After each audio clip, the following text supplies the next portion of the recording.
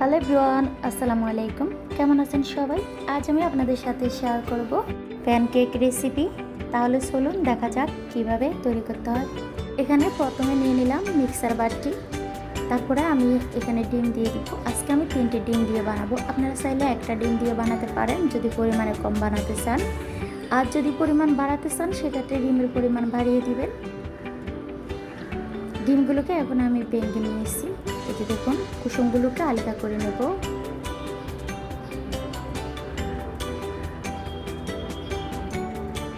ডিমের সাদা অংশটাকে আমি সাইড করে রেখে দিয়েছি, আর যে কুসুমগুলো আছে সেই কুসুমগুলোর মধ্যে আমি দিয়ে দিব এখন লেবুর রস। এখানে আমি সবটা লেবুর রস দিব না, 1 টেবিল চামচের মতো লেবুর রস দিয়েছি। তারপরে হ্যান্ড উইচ দিয়ে ভালোভাবে কুসুমটাকে ফেটিয়ে নিলাম। দিয়ে দিলাম এখানে স্বাদ মতো লবণ।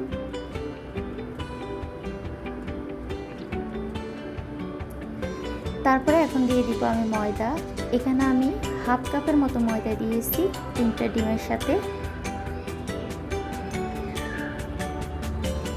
এখানে দিয়ে দিলাম হাফ কাপ আমি লিকুইড দুধ, আগে থেকে জাল করা ঠান্ডা। তবে পরিমাণ যদি একটু বাড়াতে চান সেক্ষেত্রে দুধের পরিমাণটা বাড়িয়ে দিবেন। আমি কিন্তু এখন ভালোভাবে দেখুন একেবারে মিক্স করে নিয়েছি। এই ব্যাটারটাকে আমি সাইড করে রেখে দিব। এখন আমি ডিমের সাদা অংশটাকে ইলেকট্রিক বিটার দিয়ে বিট করে তারপরে ফোম করে নেব একেবারে। আপনারা চাইলে হ্যান্ড উইক্স দিয়ে বা ডাল ঘুটনি দিয়েও আপনারা এবার ফোম করে নিতে পারেন। তবে যতবার আপনারা চিনি দিবেন ততবারই কিন্তু এইভাবে বিট করে নেবেন। আমি 1 টেবিল চামচ দিয়ে প্রথমে বিট করে নেব।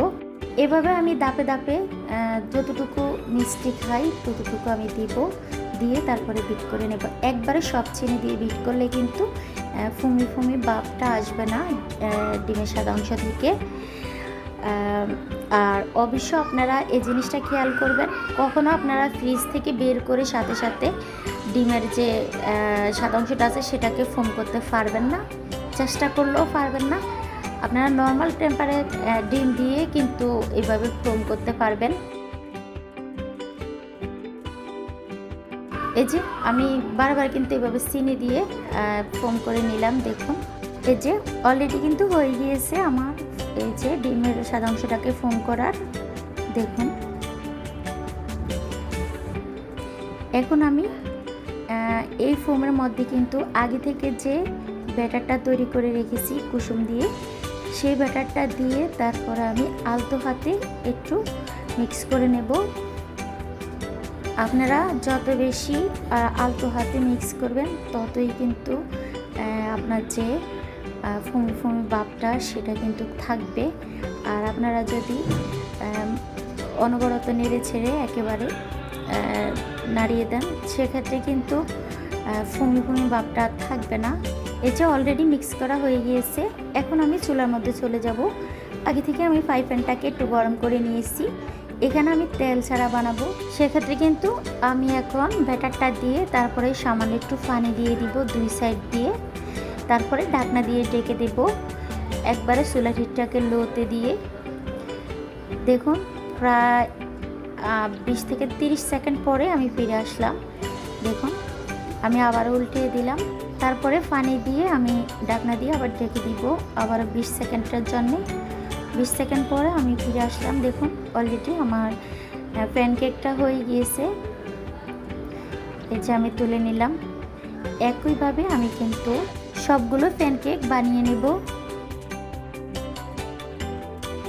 আর আপনারা যদি তেল দিতে চান সেক্ষেত্রে কিন্তু আপনাদের এই প্যানকেকটা হবে না আর এই কালারটা আসবে না।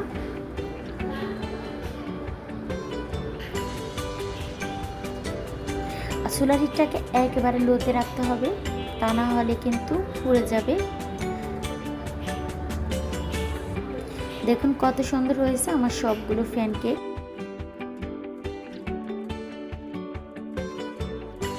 এই যে দেখুন সবগুলো প্যানকেক রেডি।